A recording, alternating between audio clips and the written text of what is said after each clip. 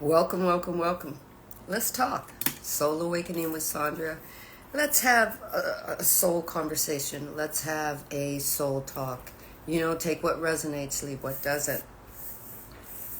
I had someone ask me in the unit that I live in, or the community that I live in, how do you know when you're in victimhood? Because we all kind of live in that stage of, I'm a victim. Somebody's done something to me. We have certain hello, our Warrior 13, welcome.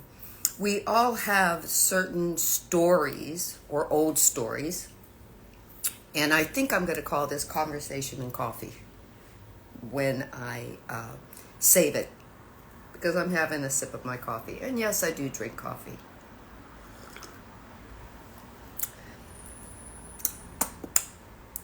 Right? So, and we all have lived in a version of victimhood.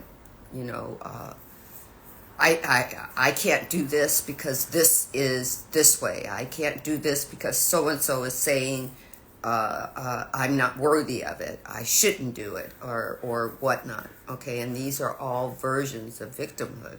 Victimhood is you're a victim in a cage, or in a box, or in behind a locked door, or what you believe is a locked door. And the thing about victimhood, or the way your ego might lead you to that perception of that, without you being conscious of it, is because it's just giving you downloads based off of other people's perceptions of how the world works, your outside world. And you took on that perception as being truth, which is fine. And the reason why I say it's fine is because if you believe in a divine creator, no matter what you call it, no matter if you went to a Southern Baptist church or a Northern Baptist church, or you're Catholic or whatnot, you have this higher essence of information that individuals have been giving you based on their perception of that higher beingness, right? Your pastor, your rabbi, or your priest, or whatnot. And if their version hasn't grown or expanded or changed, you're still in that, right? And with number one, with the victim, there always has to be a keeper. You can ask, who's your keeper? And sometimes it's not your ego. Sometimes it's other people's perceptions that they are feeding you constantly. And when you get ready to step outside of the box, meaning you get to a point or a moment where you have this free thought that you want to move or that you want to grow. Well, your keeper is there reminding you of these old perceptions that work for them, but might not be working for you, and you might be having a breakdown of that narrative or that definition of victim, and you might not want to carry that definition any longer, right? And you kind of go, how do I move from this stage? Well, first, you have to identify it. Now, will that be easy? No. Will it be a kind of a tug of war? Yes, because you're going to be going against everything that is comfortable for you, your ego. And remember, your ego isn't separate from you. Your ego is your taxi driver, but it's connected to you by your energy. It was given to you. It wasn't, you didn't, no one downloaded your ego to you. It feeds your ego. Someone can feed your ego if you allow it to be fed. And most of us have at one point or another, right? So even those of us that are coming out of our ego consistently have to do constant updates, and our ego is going to resist us. It's going to try really hard because it's comfortable in that information that it has been running on for quite some time.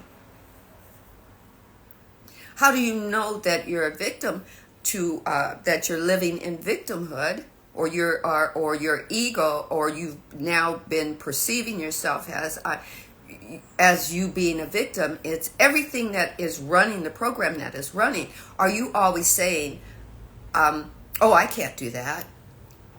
Oh, so-and-so told me I couldn't do that.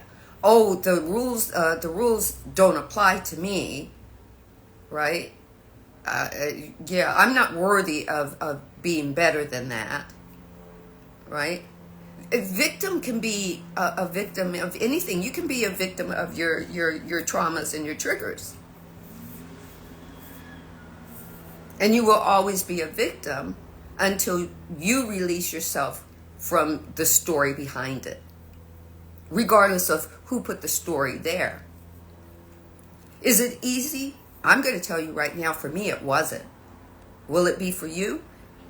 Maybe it'll be a walk in the park, or a cakewalk. Maybe it'll be, easy breezy, or maybe not, depending on what you're a victim to.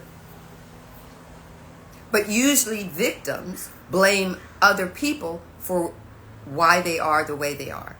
Not to say that other people aren't the reason for the situation that they got into.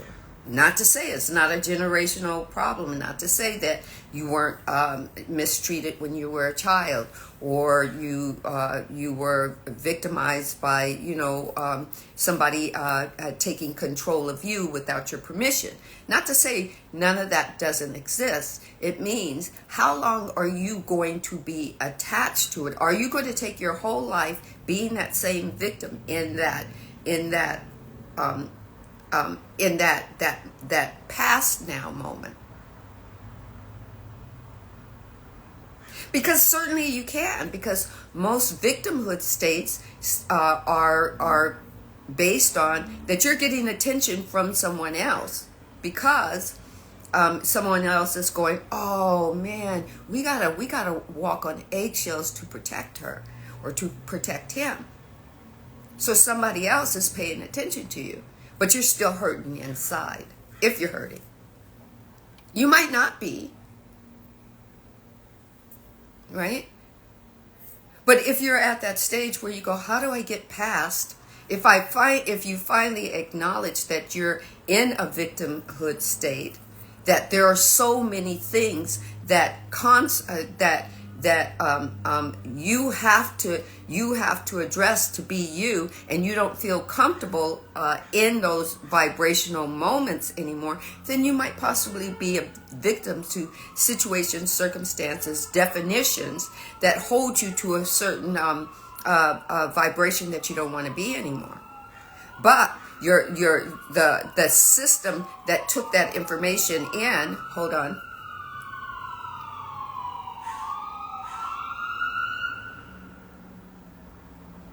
Hold on, they're still not finished. They stopped. There they go. I got it down to kind of like a science, right? Okay. So usually, let's explain it this way. Usually a victimhood is believing that something outside of you determines your destiny. It could determine your destiny, your happiness, your success. It could determine the way you feel about being isolated, or nobody's in your corner, or any of those things. Okay? And it can grow and expand depending on what you're doing. It can shut some people down totally, put them in a total depression. Right? And the one thing I know is, in victimhood, there is a moment where your ego gets quiet, depending on a certain thing happens. I don't know. You could have a, who knows, the extreme case is having a brush with death. The latter case is losing your car keys, or the smaller thing is losing your car keys and having that moment where you have to just get quiet and think about, well, where was the last place I was? And then there's that moment where ego just kind of shuts up for a moment, and you have a thought, you hear and embody in you saying, don't worry about things. Take your time.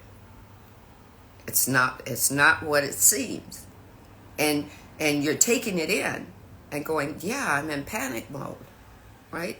And usually victimhood, we establish that panic mode is a part or a symptom of victimhood, right? And there is a lot of people teaching you about these stages. Matter of fact, a perfect teacher that I listened to for a while about these stages was Michael Beckwith, right? And you could go to his website, and I believe you can look up his teachings. He has some of it online, and he does have workshops that you can learn about the stages of victimhood. I think there's a stage to be me, by me, through me, and as me. And I think the first stage, to me, is victimhood. Everything is being done to you. Through by me, you're learning how to start stepping out of the box of things being done to you, and learning that the universe is listening to you, and sometimes the things that are put you in a victimhood stage are done by you or said by you. Right? I learned early on that I try to watch what I say, even though my eyes are seeing physical. Understand that we live in a form world. So the thoughts that we have, there are well over a billion, 8 billion thoughts in a moment, or what we might consider our now moment being day. They float around us. They're the essence of vibration of the quantum field, and they're moving through us. And it's not that we're not supposed to have a thought. We get to try that thought on and see if it fits us. Well, the only way that we see if it fits us is if what we say, we take that thought in and start putting action to it, which is verbally or physically. And then we have our feelings and our emotions to show us if that thought fits us, if we want to continue to take it further and create from it. Now, a lot of us, I know before I knew this, a lot, the energy that is here to serve me is on 24/7 in the universe. So it's listening to me. And I didn't know that it was listening to me, and I didn't know that it was creating situations and circumstances by my verbal action or my physical action. But it was and is doing exactly what it was created to do in the form world. Even though energy has never been created, nor can it be destroyed, that's just the divine saying, I've always been here. I wasn't created and I can't be destroyed, but I want to seek that which I am in form, which is you, Sandra. And what I'm going to do is I'm going to give you an expression of me, which you call Sandra, you call your higher being. And then I went, oh, really? Right? And then my higher being took up residency in this form body. A higher frequency had to lower itself into this body frequency, and while it was acclimating and assimilating and tapping into me and taking root in me, it had to have a little bit of amnesia or take on a little bit of veiling. But the divine knew this about itself and gave us our egoic system. I mean, we humans, we labeled it. We labeled it our unconscious, our conscious, and then we gave our unconscious in the label of the energy that moves between unconscious and conscious, the label of ego. And then we gave that ego our personality. We gave that ego our personality. It was just giving us, helping us identify the outside world. And then we said, okay, you take care of me. That's what we told that energy to do. And the energy has been doing it so long that it thinks that you are its personality. Therefore, even if we call it victimhood, or we call it, staying inside the parameters of fear, whatever we call it, it's just doing its job. We get to change the scenario of how this egoic vibrational system views us. We get to shift. But first we've got to identify, are we in victim mode? Victim mode can just be that you're constantly allowing yourself to have other people tell you who and who you are, what you can or cannot do. It doesn't mean necessarily that you've had trauma and somebody's beat you when you're a kid. Everybody has a different victim state. And no one victim state is better than the other. And that doesn't, just because someone has gone through a terrific, horrific thing, that they're better at channeling. It's not a competition. Unless you want it to be. And then the divine says, let it be so. The divine is not going to stop you from living.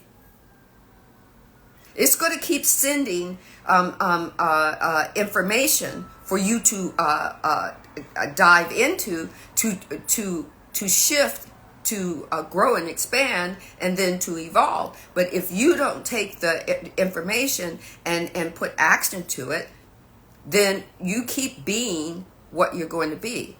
And get this, there are some people that like being a victim. Why? Number one, it's easy. It's always going to be the same. It never embodies change. Hold on.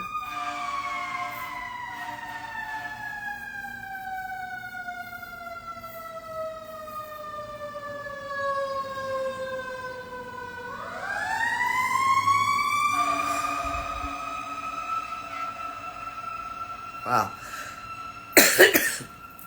It never embodies change. It keeps you safe. And you get to talk about all your boundaries. I'm not saying boundaries are bad, but you have to identify why you're doing the boundaries. Are you just putting up boundaries when people rub up against the quantum field that rubs up against the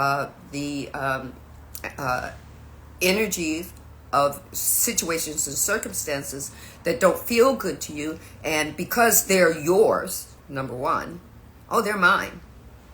But I don't want to feel it. So what you do is you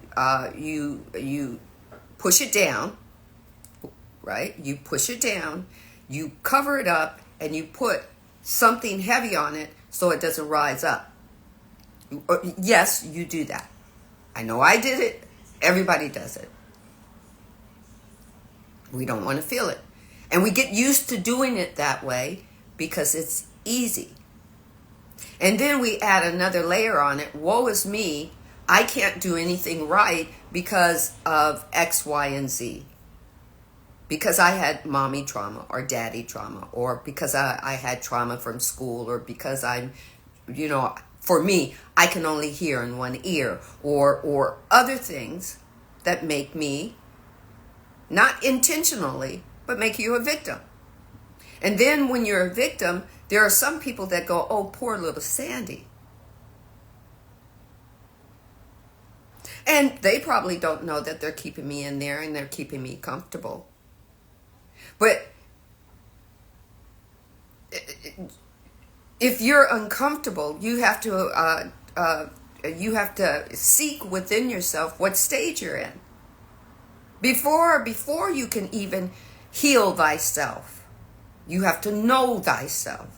And sometimes thyself is in a particular situation or circumstance, not because of other people, because of how you viewed other people viewing you, and then you took that information in, fed it to your unconscious, or maybe fed it to your conscious. But your ego is the keeper of the house, of your house. Not a right or wrong. Your ego is not your best friend, nor is it your enemy. It's helping keep stuff stored for you. It knows all the compartments. Think of yourself as your walking storeroom. And your ego is the librarian. But if you never go into the library and ask the library, where is this that is making me feel bad, or that is making me feel like I'm a victim, and then say, I want to check this book out, or I want to check this information out. And then with the information, tell the librarian, your ego, oh, you don't have to help me. I'm gonna sit down with my inner self, my higher being, and we're gonna go over this together.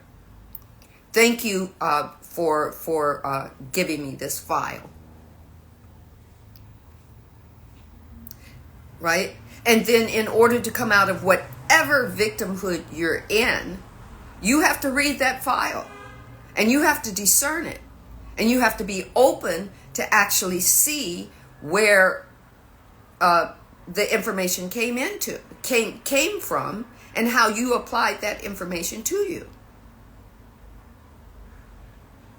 It's still about you, even though people are downloading you. I'm getting this download from school and from politics. I'm getting all these downloads from the world. But the thing is, you can get a download and do not a damn thing about it and let it move through you and not be caught up about it. Or what did you do with it that is keeping you hung up in yourself? When my ex-husband walked out, I made him the bad guy for so long, and all that information that got downloaded and moved through my feelings and my emotions about the whole situation, about myself. It was me taking on the information and actually putting action to it. If I had to just let it flow and said, oh, well, it didn't, the marriage didn't work for him. Okay, I'm moving on. I'm gonna stick with this, and I'm gonna do me. I'm gonna grow, and I'm gonna expand. And left that information of how everybody else viewed or had a perception about what's going to happen to me now. Do you see what I mean? I use myself as an example. I can't talk about my relationship because I wasn't the only one in the relationship, and I don't know his perception. Well, I know now his perception. We've worked it out, and we're for quite some time, have been very good parents, raising, when he came back into the picture, raising teenagers and working through life. How my children perceived is a totally different thing as well. But what I'm talking about is getting myself out of victimhood. Being the victim because my ex left me. Being the victim because it was hard being a single mom and raising kids and living in a situation where I was married in name only, blah, blah, blah. I had to realize that I was living in that vibrational level of everything is happening to me. That's victimhood. I had to decide when I was going to move to the by me stage so that I could move out of victimhood. Well, I'm the creator. Energy is waiting for me to give it a command, and actually the command was, I'm no longer the victim of being of how my raising my kids as a single mom and everything not working out. I'm done. So where do I move to? I had to realize that I chose the situation. I chose to get married at 2021, just like he did. He just was the first that tried it out and said, this isn't for me. And he might have done it the wrong way, or he might have done it in exactly the way it was supposed to be done, so I could grow, and so both he and I could grow and expand. But I wouldn't know that until I moved from the victim stage to the stage of a learning, which is what Michael Beckwith calls the stage, the by me stage. For me, that the light bulb went on.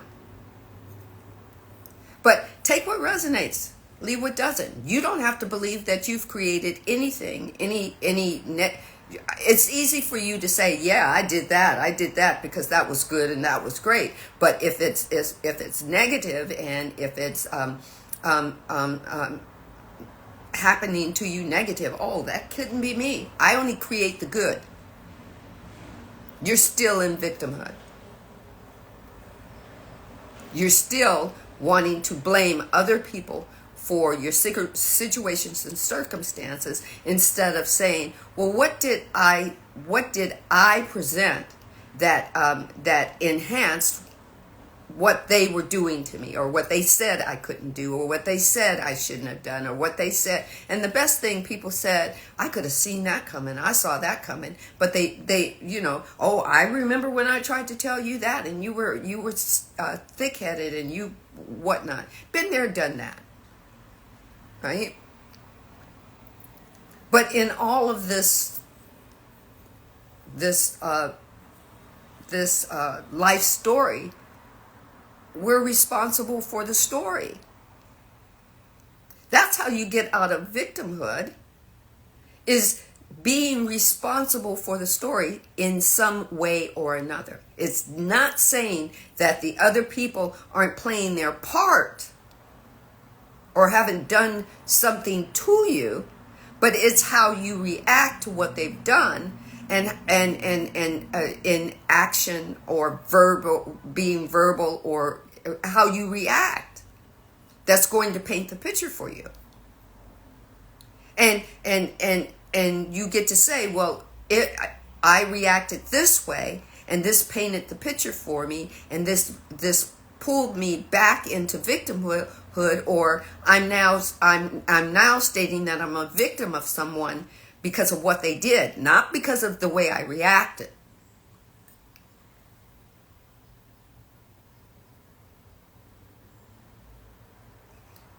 Right? That was, I think, the hardest lesson for me to learn, is people being the way they are and presenting themselves into what my story, but they're here because they're part of my story.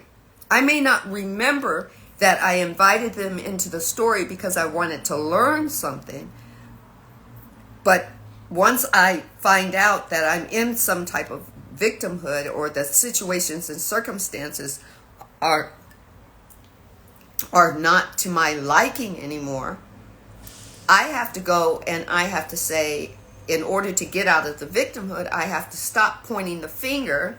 When you point the finger, look at that. You point the finger, you've got 3 fingers pointing back at you. We've been taught in this third density to blame everybody else for what's going on with us.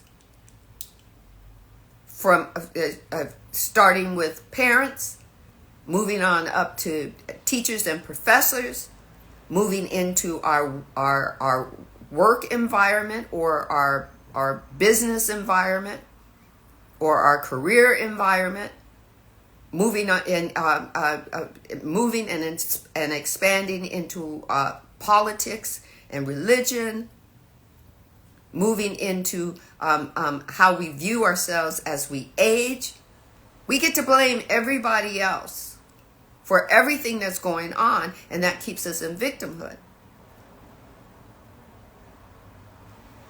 We don't ever take or yes, we are. I mean, we're awakening and we're finding out that hello, Crystal, we're finding out that we're starting to view the awareness of our living through a different conscious lens.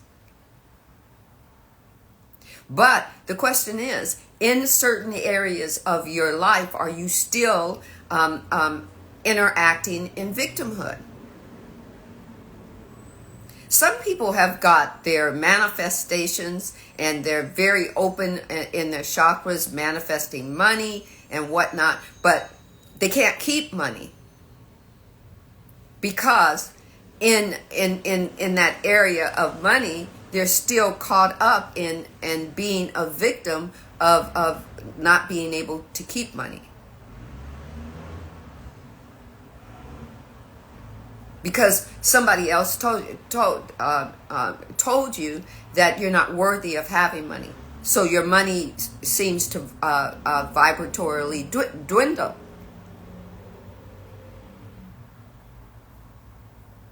There are some people that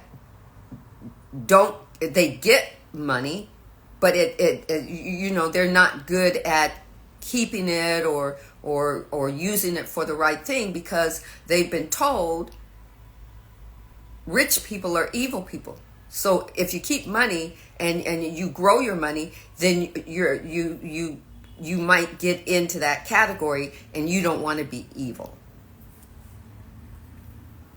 Do you see what I mean? That's victimhood. It may be that it's been a long story, but it's a story that you vibratorily took action on, regardless of whether you were conscious of it or not. Right? It's a backstory. It's a story that's been filed away, and every now and then it cycles itself into your conscious living.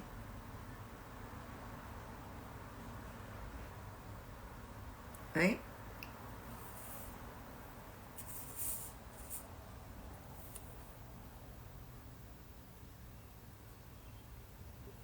So when you become, when you start moving out of the victimhood, you start moving into more of yourself as being responsible. You start to be responsible for you, responsible for your story. Doesn't mean that you're not getting any, that you don't have any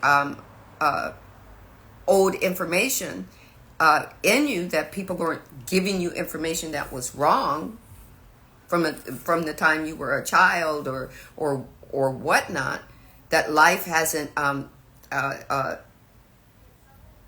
that information isn't in there. But now you move from everybody who's everybody done you wrong by the information that downloaded into you, right? To now, it's about the reaction that I had about the information that was given to me, where I took it. So now you're taking your what people call your power back from people being responsible for you or pushing your buttons or whatnot, to you having the buttons to push, to you having reacted to information that before you discerned it and pulled it apart and figured out if it was good for you to even react to. Now you're moving into the, oh, okay, let me put it in my arena. That way I have control of it. Things about it, instead of things happening to you, things are happening because of you or by you. Life isn't happening to you. Life is happening because of you. You're the creator. Even the negative shit is about negative shit comes around, and we either can discern it or we can react to it. It's our choices. Been there, done that, man. When I found out that it's because of me, it's by me. Life was waiting for me to give it information to create, and through my bitterness, or through through me taking on people's information about me not being worthy, and then me speaking it, right?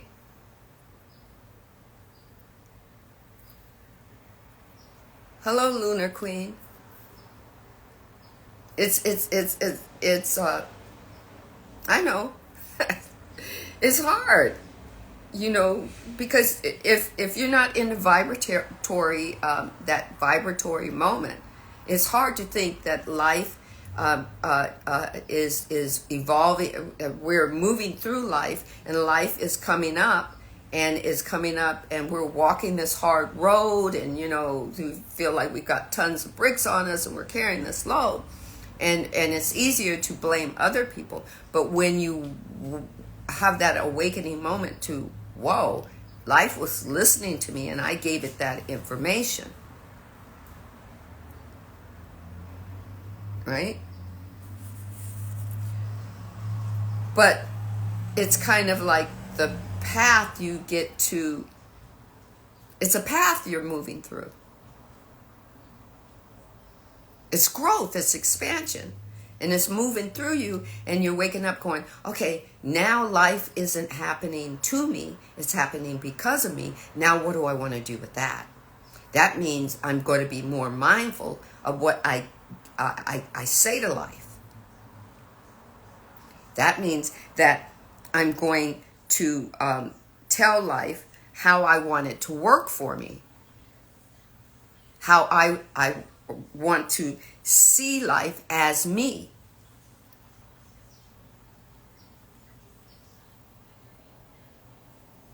It might not be an all the time thing, and it might not be running, acclimating as you in all areas of your life, but you get to take time to have it acclimate in each area.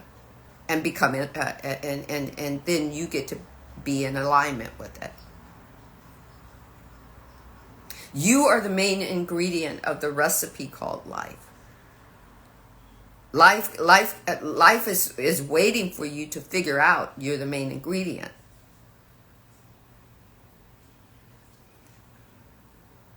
Life is saying, when it comes back around and shit is hard, it's saying, here I am again. What do you want to do with this?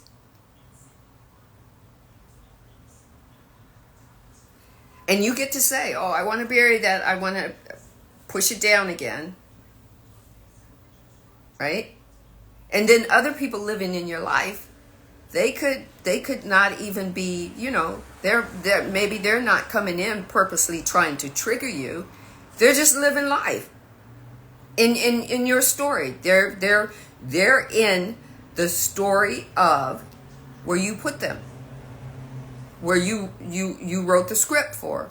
Best friend, seasonal friend, co-worker, mother, father, sister, brothers, auntie,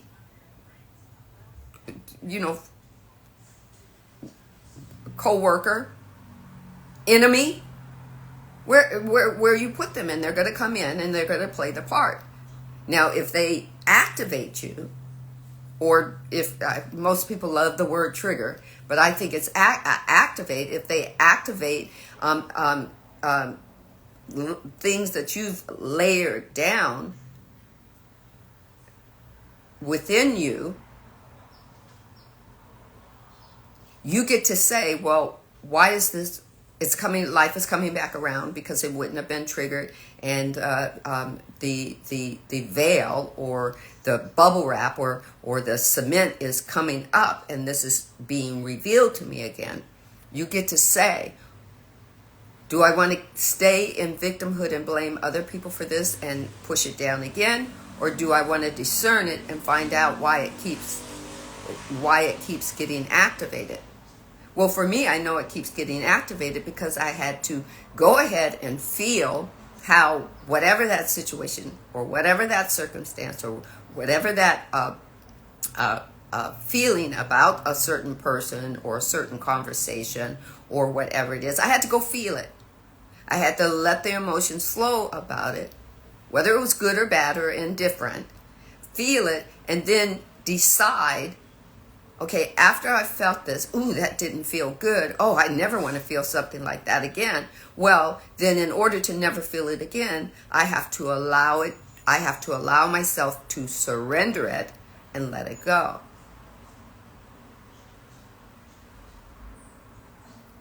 Sum total, let it go.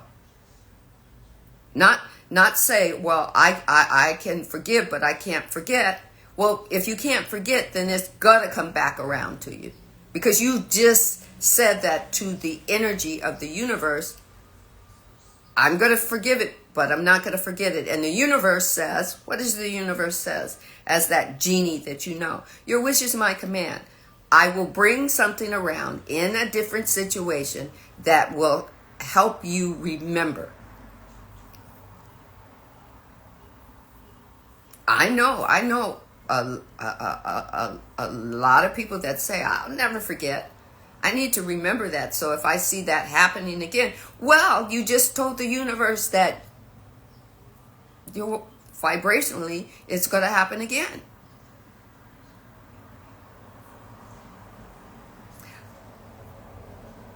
I need to just forgive and forget, because that's what forgiveness is. You want the divine to forgive and forget what you're doing,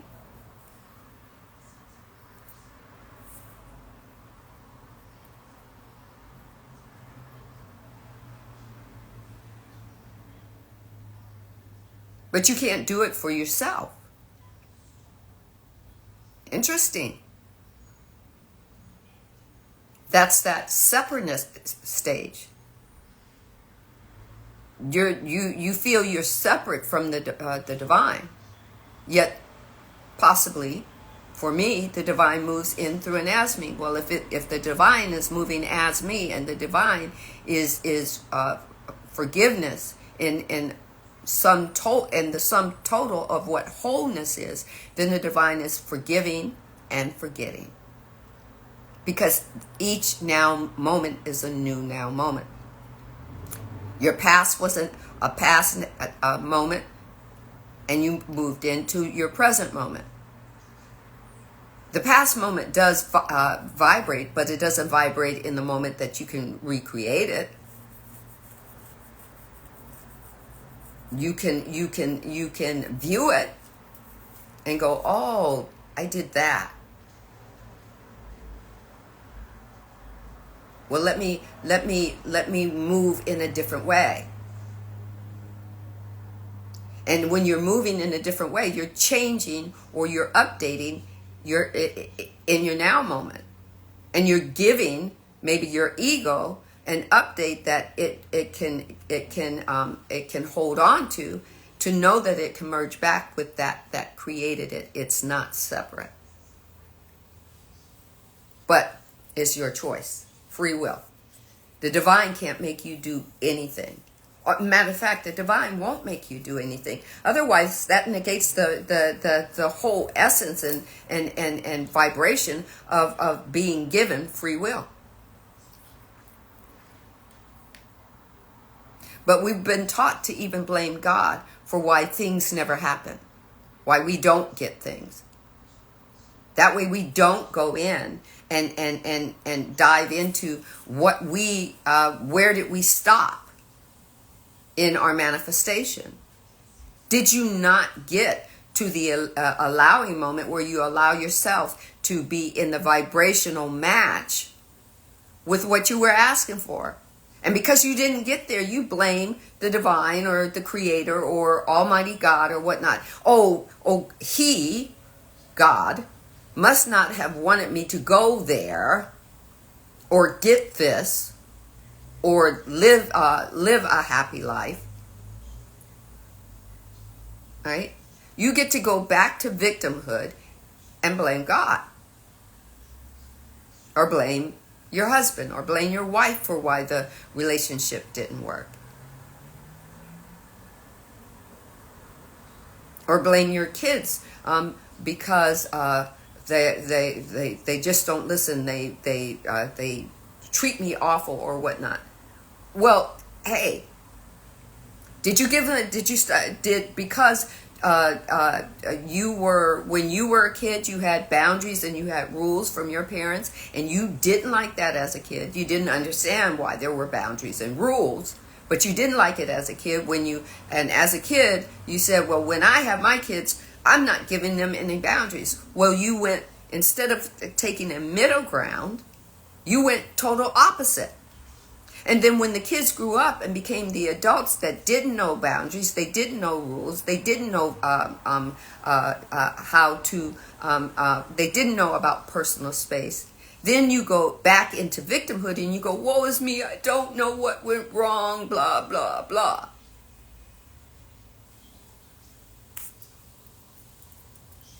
Right?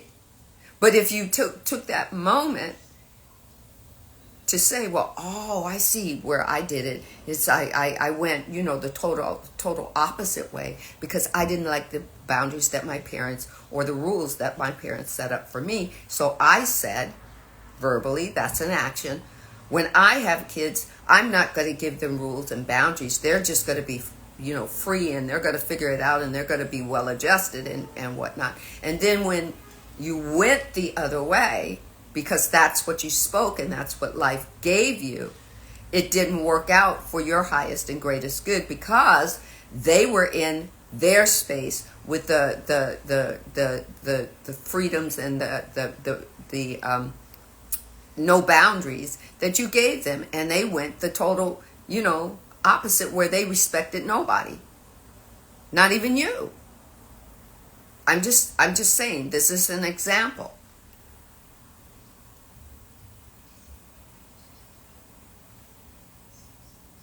But guess what? That works in the opposite way. If you have parents who didn't know how to be good parents and all they knew was a heavy hand, then you grew up in that, and you said, well, what's good for my parents is good for me, and everything was the action of a heavy hand. Do you see what I mean? Instead, there was no middle ground to learn to say, well, there was a heavy hand, but I didn't like the heavy hand all the time. Let me discern this and see how I'm going to apply it to my children. Maybe I don't have to do exactly what my parents did. Maybe there's a middle ground of having a little discipline and having a little bit of love,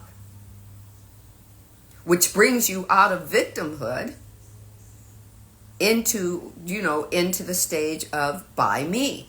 I'm going to start learning by trial and error of what fits for my highest and greatest good, by changing the story. Sometimes it's only by changing the story a little bit and then gradually changing the story and seeing what fits you. And then you move into more things happening through me. because you're growing into the discernment of moving through these stages.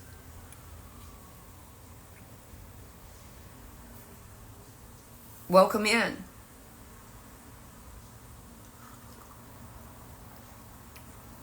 I'm just sharing a little bit of victimhood and moving through the 4 stages of spiritual awakening as I learned it through Michael Beckwith.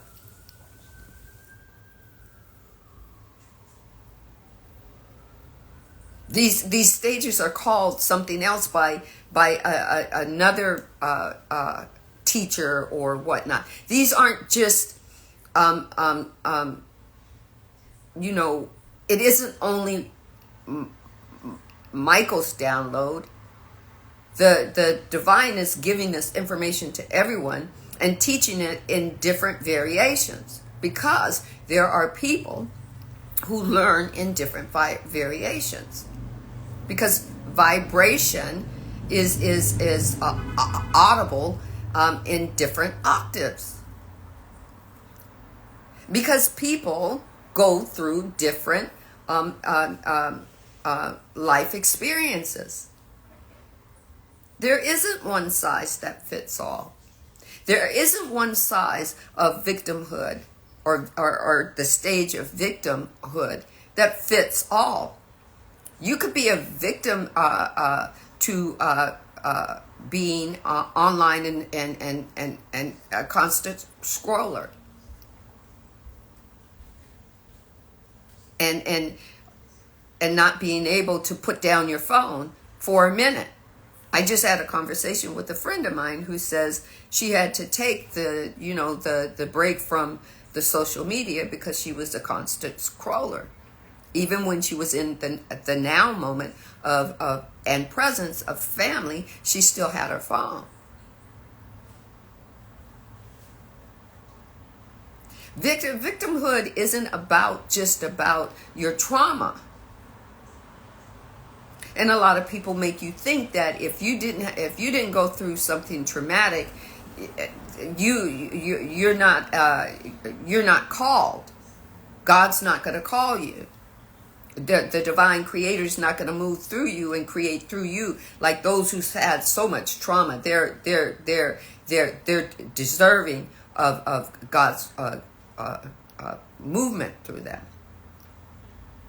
One size just doesn't fit all.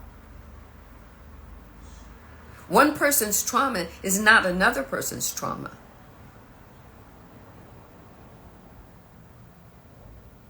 Matter of fact, it's just about, if you take the word trauma out and just say experience. I experienced this when I was this age. I do not want to be held in victimhood about it anymore because I experienced it. I don't want to keep experiencing it over and over again. I want to be free. I want to be liberated. To the divine, it's an experience. But to humanity, we put that label of the word trauma.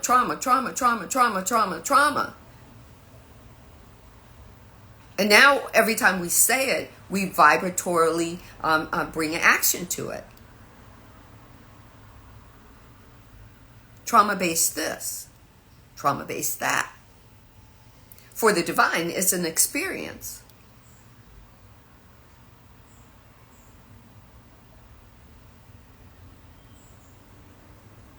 It doesn't mean that you don't feel good or bad about it, or it doesn't feel, you get to change that. But there are a lot of people that like to get stuck in that vibrational movement of victimhood and their traumas because they get noticed, or it's too hard to move out of it. People could say, you can't do that, you're just broken. There are many reasons why people stay in victimhood. So there are going to be many different ways to move through it. One size just doesn't fit everyone. There is no one right way to do something. There's no right way to serve the divine. There's just a way. And then the divine says, here's your feelings and here's your emotions. Figure out which way works best for you.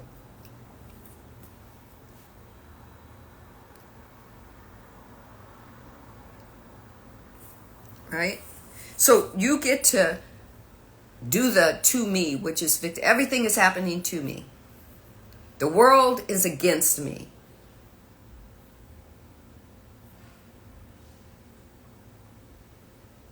It's because of someone else that I'm in this position.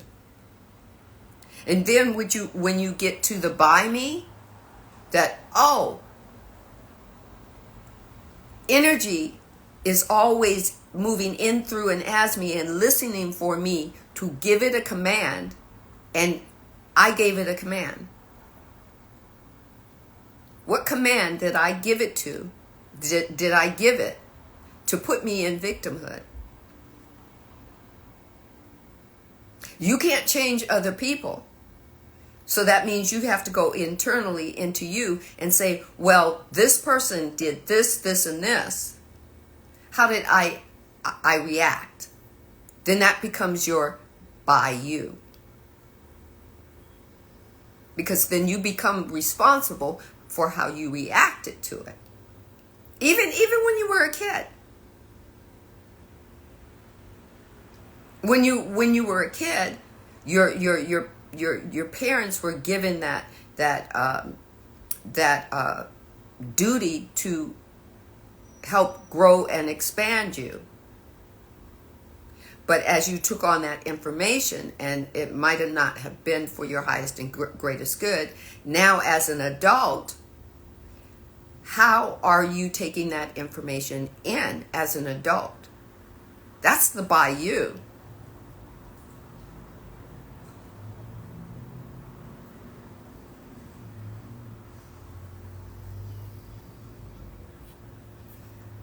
Right? Because the by you starts making you responsible for the reaction that you had as an adult to your, let's just use the word, your trauma as a child, or as a teenager, or as even a young adult.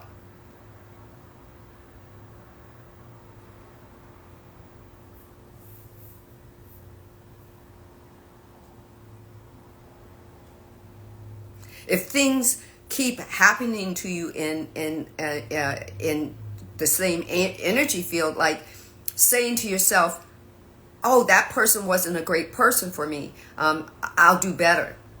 But yet you go back to that same type of energy of a person, just a different vessel, then the common denominator in that is not the two guys or the two girls that you dated. It's you. You're the common thread. That means that you have to go into you, the by me, and say, why do I keep attracting these people with the same vibration? What vibration in me is attracting them? It's not them. They're just vibratorily showing up because like energy attracts itself, or the like energy attracts itself. Energy that sees itself is attracted to itself, negative or positive. So if you can make your way just a little bit from the victimhood, which is going inside and going, well, I've got to discern this, because this is the third time that a person has showed up with these same attributes, same vibratory attributes that I'm feeling aren't for my highest and greatest good. Then that means that you're the common denominator.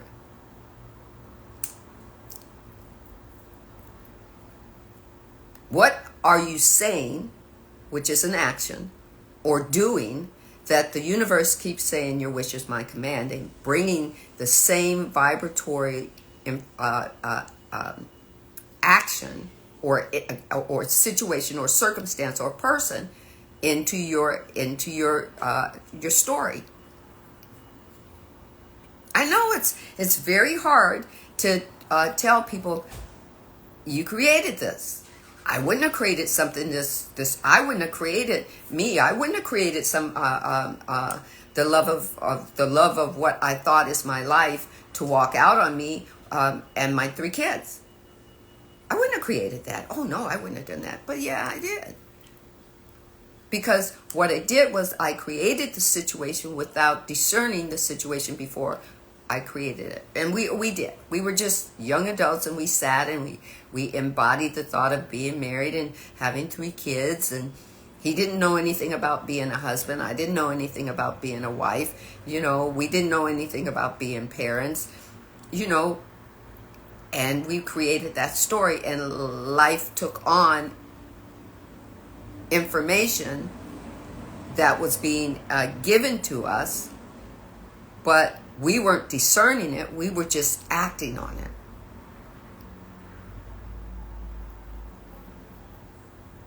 And life took on its own variation of difficulties in that. But it was totally us giving a life a description of what we wanted, not knowing about, not having embodied us in any growth or expansion. So on both ends, at some point we got stuck in a victimhood. How are you, Sarah? We got stuck there. I can't tell you how my ex-husband moved from that state of victimhood. I can't even tell you if he's not in it all the way. But I know I've seen growth and expansion. For me, he's seen my growth and expansion. But for I can tell you, for me, I've had those moments where shit is uncomfortable, and when shit gets uncomfortable, I've always had an embodying question for myself: what next? How do I move? If I'm in victimhood, how do I move into that place where I bring it into me and say, well, I'm the only common denominator. How do I deal with it with me, because I'm the only one that can change me? Doesn't mean anybody else is gonna change. It just means that I start figuring out about me, because in me and by me allows me to change the situations and circumstance that no longer are available for my highest and greatest good. I get to unpack them.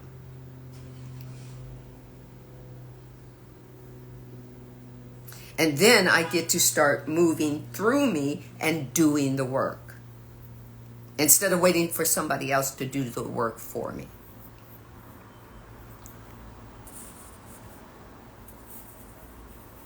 So I kind of hope that helps you. It's like the through me is because I start to become a channel for my growth and my expansion, right?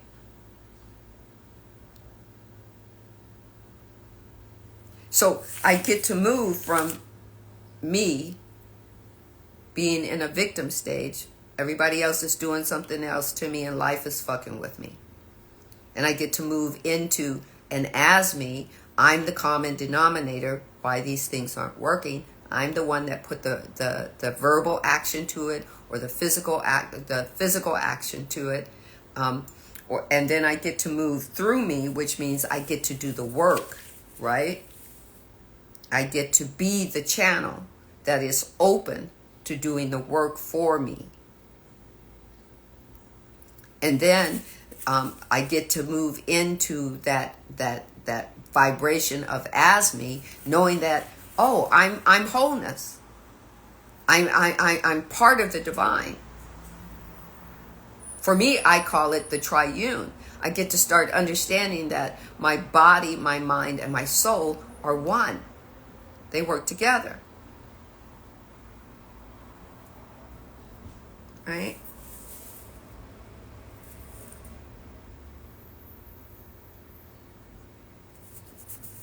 That's how I understood his brief workshop.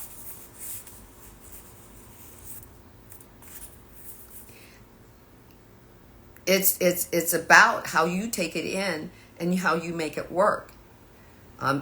These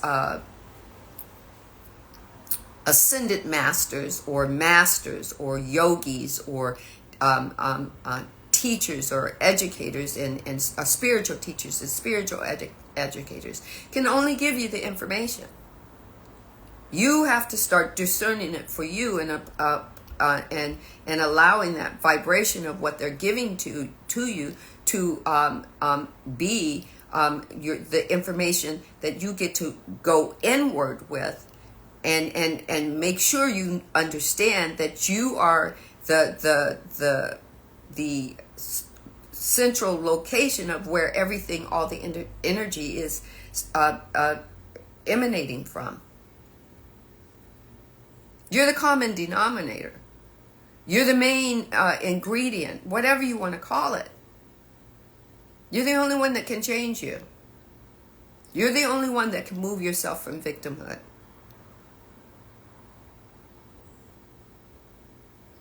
And don't get it wrong. You can live in victimhood your whole life. The divine will say, that is an experience, let it be so.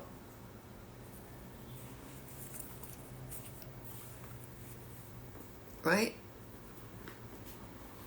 So if you're coming in at the end of this, I am going to save it. It's Soul Conversations, and it's going to be, it will have the cover called Soul Conversation, and not Soul Conversations with Sandra, not the podcast cover, but the cover Soul Conversation, and the title is going to be Soul Talk with Coffee Talk or whatever. You'll figure it out.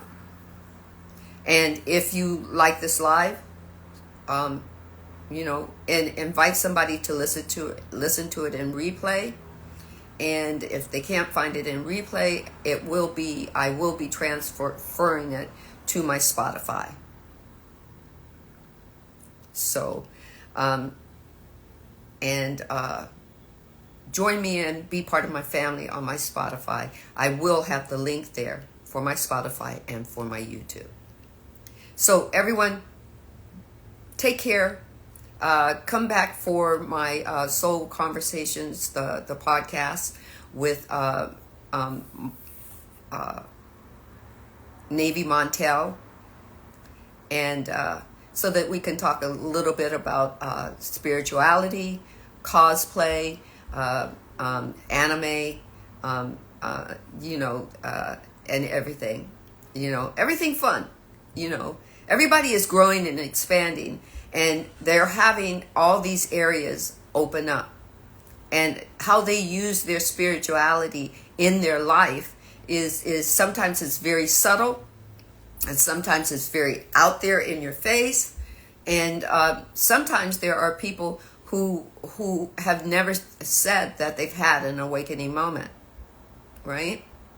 So join me. If you like the information, share it. Let's grow our family. Let's be part of the growth and expansion and the shifting and the evolving. Everybody, one love. This, like I said, go to Soul Awakening with Sandra, and it will be called, I think I'll just call it Coffee Talk because I'm having my coffee. And actually, I don't know. I'm going to surprise you. The divine is giving me some information to call it. So I'm going to let the divine move around in there. Anyway, one love, and thank you for loving the words. The words are given to me by the divine, and it's a wonderful collaboration. Thank you for being part of this live. And if you're coming in late, it will be in my it will be in replay on my Instagram page under Soul Conversation. And then this weekend I will be transferring it to my Spotify, and it'll be available there. So, and my Spotify is called Soul Conversations with Sandra. All right? I love you. Take care. Bye. And thank you so much for the hearts.